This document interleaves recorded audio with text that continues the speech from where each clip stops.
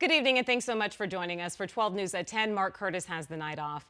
Tonight we're taking a closer look at one of the suspects accused of killing 16-year-old Preston Lord and how his school has handled the case. 17-year-old Talan Renner, a suspect and student at American Leadership Academy in Gilbert at the time of the attack, was allowed to continue playing football in the weeks following the murder. 12 News journalist Bianca Bono has more. Despite police reports clearly documenting administrators' knowledge of the accusations against Renner, a school spokesperson is putting the blame on the head football coach, who has since been terminated.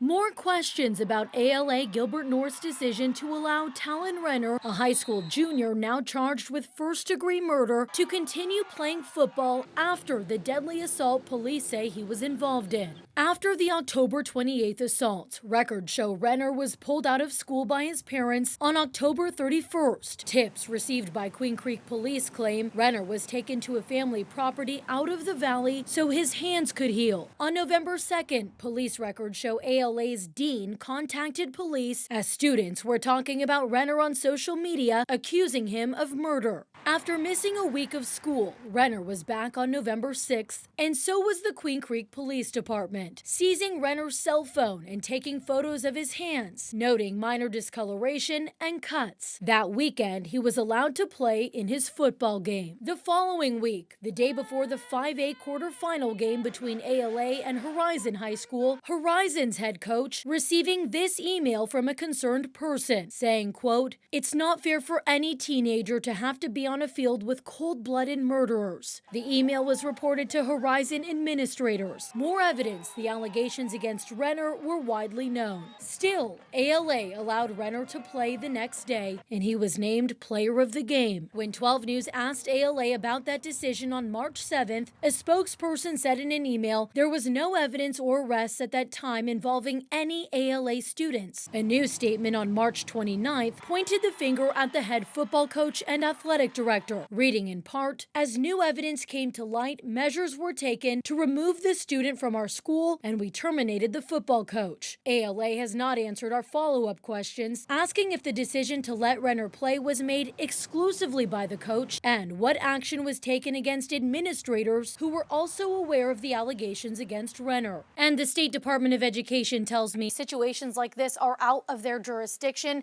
and the AIA says the same. They don't have any bylaws that address criminal activity. This was the school's decision. Bianca Bono, 12 News.